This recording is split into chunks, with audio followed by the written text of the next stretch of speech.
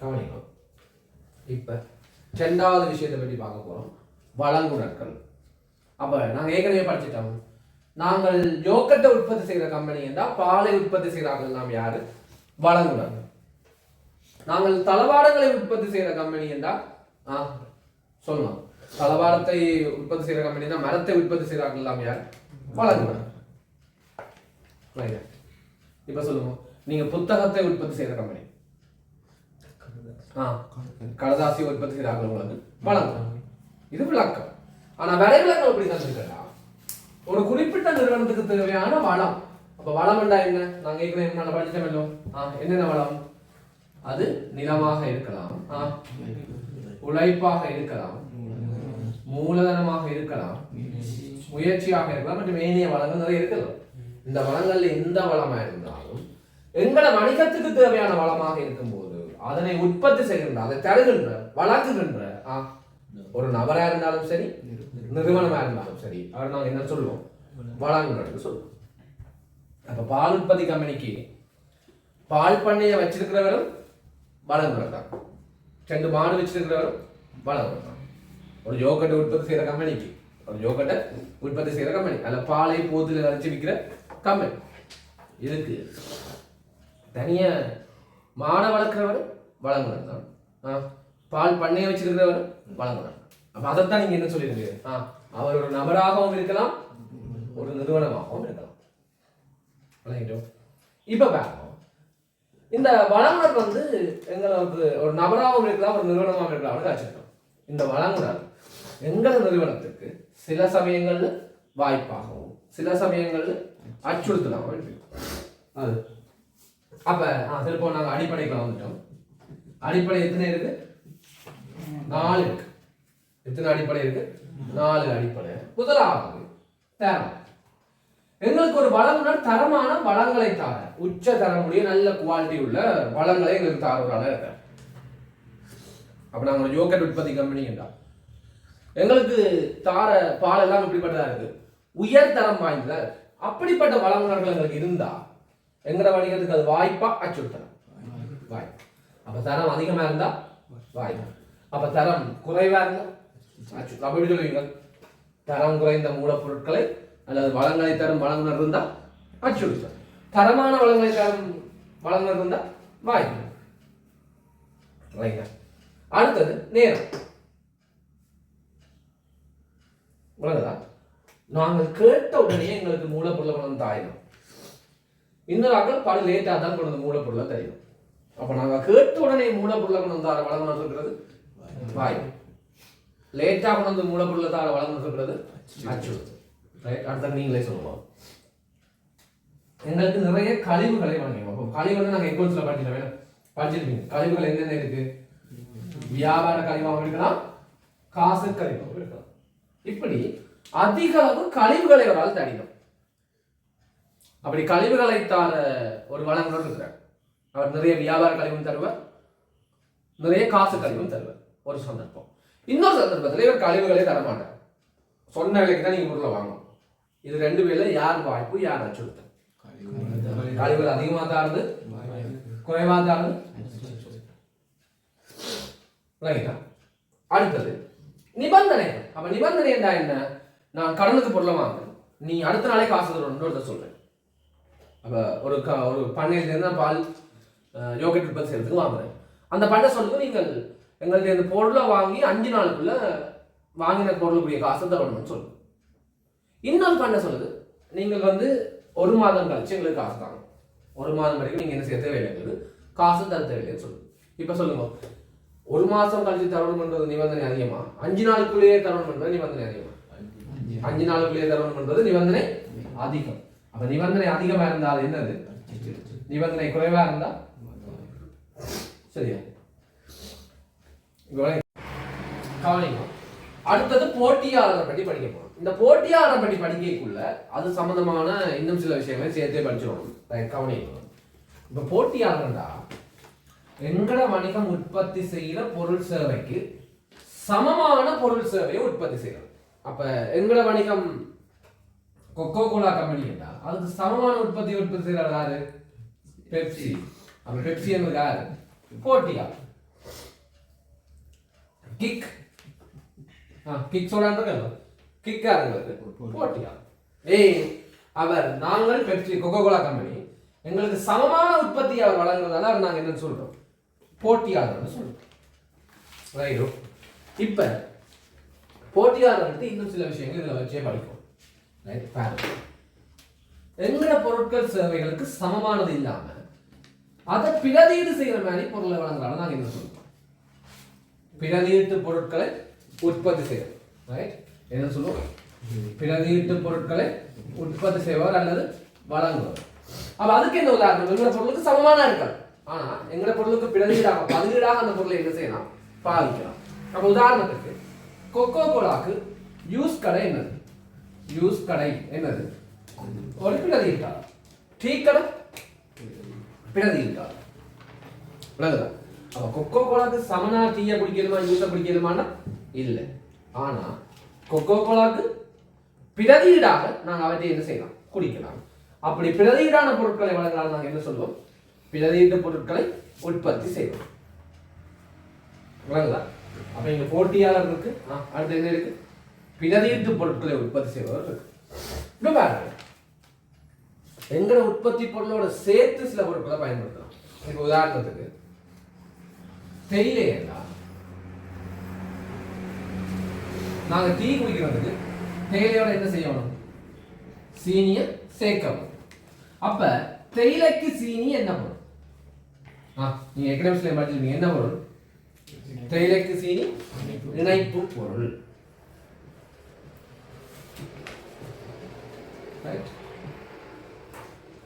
தேயிலைக்கு அங்கர்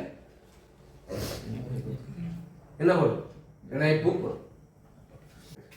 தேயிலைக்கு மயிலும் சொல்லலாம் அங்கருக்கு மயிலும் அங்கருக்கு மயிலும் இணைப்பு பொருள். அங்கருக்கு சீனி இணைப்பு பொருள். இது வாங்கிட்டோம்.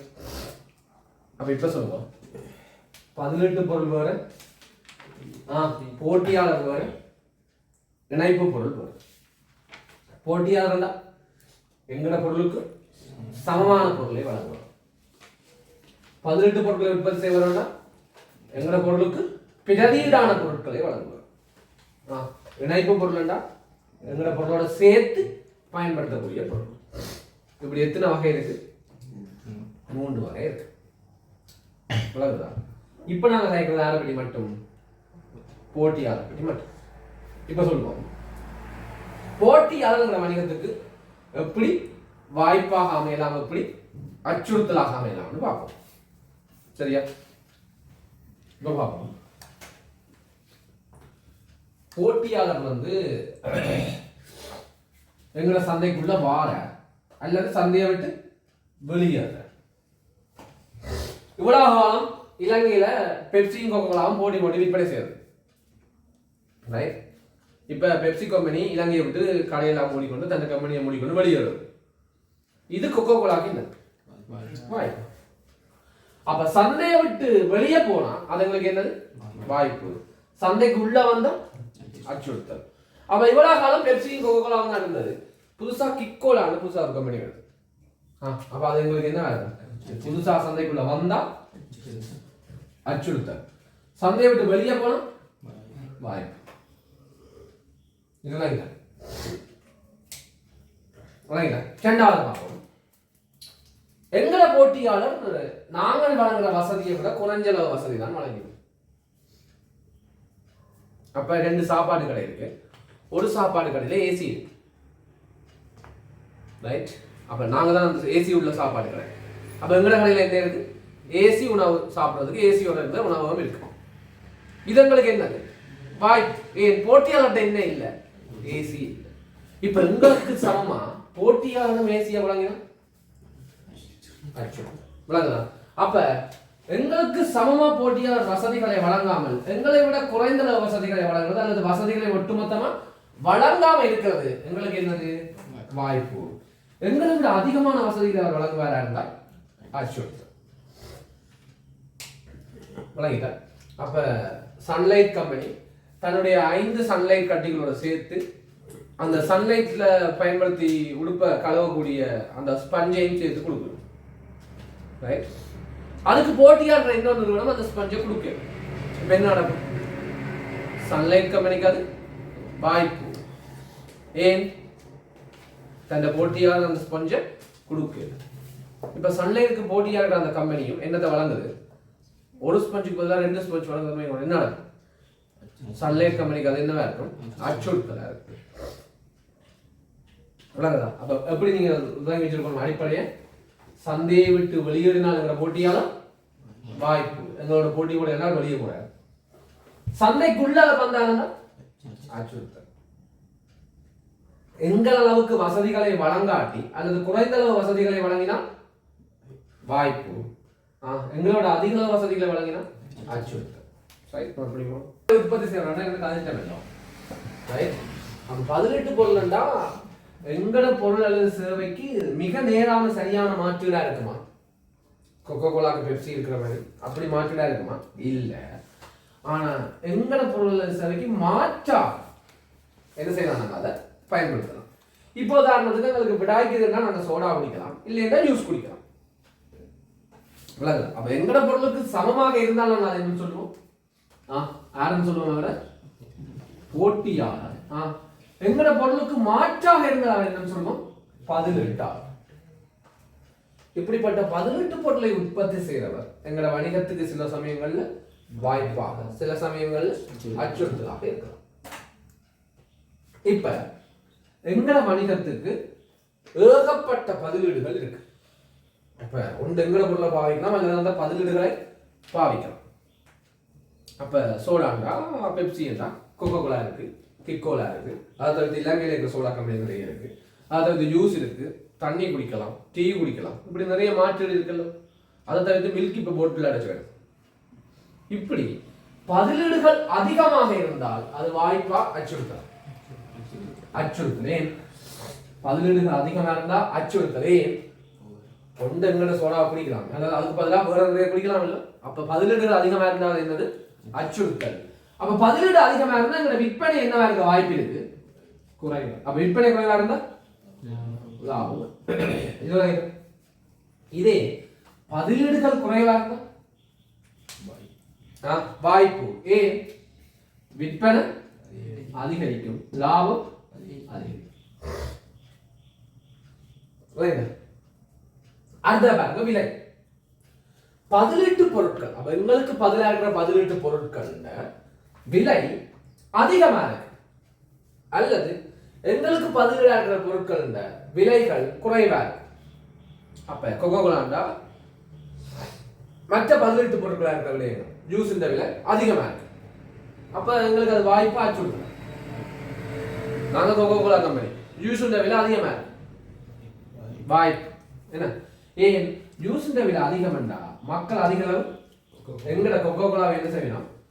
கொள்வனவு செய்யணும். அப்ப கொள்வனவு அதிகரித்தால் சொல்லுங்க, விற்பனை அதிகரித்து லாபம் அதிகரிக்கும். அதனால அதுங்களுக்கு என்னது? வாய்ப்பு. மாறி எங்கட பொருட்கள் விலை, எங்கட பொருட்கள் விலைக்கு விலையை விட 18 பொருட்கள் விலை என்னவா இருக்கு? சொல்லுங்க, குறைவா இருக்கு.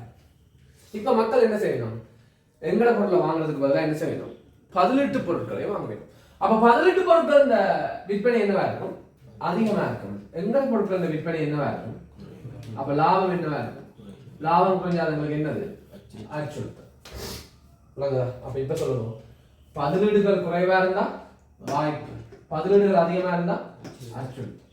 பதிலீடுகள் விலை அதிகமா இருந்தா வாய்ப்பு, பதிலீடுகள் விலை குறைவா இருந்தா அச்சுறுத்தல்.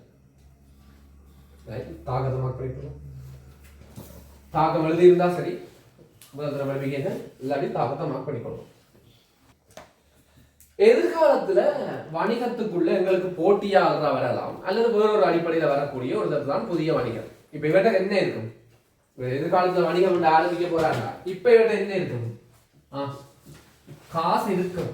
இவர் இன்னும் என்ன ஆரம்பிக்கல, வணிகம் ஒன்றை ஆரம்பிக்கல. இனி என்ன ஆரம்பிக்க போறாங்க? எங்களோட வணிகத்துக்குள்ள, எங்களோட சந்தைக்குள்ள அவர் வரப்போறார். அப்ப இவ்வளவு காலம் நான் சோடா வித்துக் கொண்டிருந்தேன். இவர் இனி என்ன செய்ய போறார்? புது சோடா கம்பெனி ஒன்றை ஆரம்பிக்க போறார். இப்ப ஆரம்பிச்சுட்டாரா? ஆரம்பிச்சிருந்தா மாறி இருப்பார், போட்டியாளரா மாறி. அப்ப என்ன ஆரம்பிக்குது. இப்படி ஆரம்பிக்காம எதிர்காலத்துல சந்தைக்குள்ள வரலாம்னு நாங்க அதை எதிர்பார்க்கோம். இன்னும் அவர் என்ன செய்யல, சந்தைக்குள்ள வரையில. இப்ப சந்தைக்குள்ள வரையக்குள்ள எங்களுக்கு போட்டியால் தான் வரலாம், அல்லது எங்களுக்கு பிரதித்த பொருட்களை வழங்குறாலும் வரலாம், எங்களுக்கு வழங்குனரா கூட வரலாம், எங்களுக்கு மூலப்பொருளை வழங்குறோடு வழங்குனரா வரலாம், எங்களுக்கு இணைப்பு பொருளை வழங்குறாரா வரலாம். ஆனா இந்த மாதிரி சந்தைக்குள்ள என்ன செய்யல வரையில. இப்ப வந்தாருன்னா இவர் எப்படி வாரான்றதை பொறுத்து அதுங்களுக்கு என்னவா இருக்கலாம், வாய்ப்பா இருக்கலாம், அச்சுறுத்தலா இருக்கலாம்.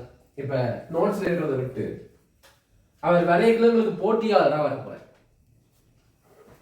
வாய்ப்பா அச்சுறுத்தலா, அச்சுறுத்தல். வரைக்குள்ள எங்களுக்கு பதிலீட்டாளராக வரப்போற அச்சுறுத்தல். இணைப்பு பொருளை வழங்குறதா வரப்போற, எங்களுக்கு வழங்குனரா வரப்போற விளங்கிட்டார். அது எப்படி வாரான்றதை பொறுத்து அது வாய்ப்பாகவோ அல்லது அச்சுறுத்தலாகவோ அமையலாம். ரைட். அப்ப அதுல முதலாவது பாருங்க, அந்த நோட்ஸ்ல தந்திருக்கிற முதலாவது உட்பிரவேசத்துக்கு என்ன காணப்படுதாம், தடைகள் அதிகமாக இருக்கு. அப்ப எங்களை இந்த சந்தைக்குள்ள வாரத்துக்கு நிறைய ரூல்ஸ் இருக்கு, சட்டங்கள் இருக்குண்டா. ஆறு வரையிலாது, இந்த புதிய வணிகர் உள்ளுக்குள்ள வரையிலாது. என் தடைகள் என்னவா இருக்குது, அதிகமா இருக்கு. தடை அதிகம் இல்ல, அவர்களுக்குள்ள வரையிலாது. அதனால அதுகளுக்கு என்னது வாய்ப்பு. அதே தடைகள் குறைவா இருக்கு. யார் பண்ணாலும் நெச்சு நேரத்துக்கு வணிகத்துக்குள்ள வரலாம். அப்ப இது என்ன அச்சுறுத்தல். ஏன் அவர்களுக்கு போனாலும் வேற வரலாம், ஒரு போட்டியால வரலாம். அப்படி இருந்தா தடைகள் என்னவா இருக்கு, குறைவா இருக்கு. அது என்னது அச்சுறுத்தல். இது வாய்ப்பு, அச்சுறுத்தல். சரி, தடைகள் குறைவா இருக்கு. வார இந்த புதிய வணிகர் எங்களுக்கு போட்டியாளரா வார, அல்லது எங்களுக்கு பதிலீட்டு பொருட்களை வழங்குறவரா வார. எங்களுக்கு போட்டியாளரா வார அல்லது பதிலீட்டு பொருட்களை வழங்குறாரா வார. அப்படின்னா என்னது, அதே எங்களுக்கு இணைப்பு பொருளை வழங்குகிறவராக அல்லது எங்களுக்கு துணைநிலை சேவைகளை வழங்குறாராக வார. அது என்னது வாய்ப்பு. ஏன் அவர்களுக்கு இணைப்பு பொருளா வழங்குற வரைக்குள்ள துணைநிலை சேவைகளை வழங்குற வரைக்குள்ள அது வாய்ப்பா இருக்கு. ஏற்கனவே நாங்கள் துணைநிலை சேவையில நிறைய பேர் பெற்றுக் கொண்டிருப்போம். இவர் புதுசா சந்தைக்குள்ள வரைக்குள்ள இவர் ஏற்கனவே இருக்கிற விலையோட என்ன செய்வார், விலையை குறைச்சு தர. அப்ப நாங்க இவர்கிட்ட விலை குறைஞ்சு இந்த சேவை என்ன செய்யலாம், பெறலாம். அப்ப எங்களோட செலவு என்ன செய்யும், குறையும். அப்ப என்ன சாதகம் இருக்கும், எங்களை செலவு என்ன செய்யும், குறையும். அப்ப அதோட லாபம் என்ன செய்யும். இப்ப போட்டியாளராக வரைக்குள்ள அல்லது பதிலீட்டாளராக வரைக்குள்ள எங்களோட விற்பனை என்ன செய்யும், குறையும். அதனால லாபம் என்ன செய்யும். அப்ப லாபம் குறைறதால அதுங்களுக்கு என்னது அச்சுறுத்தல், லாபம் கூடுவதால அதுங்களுக்கு என்னது வாய்ப்பு. தேவையான இதோட அந்நிய சூழல் தொடர்பான விஷயம் எல்லாம் முடியும்.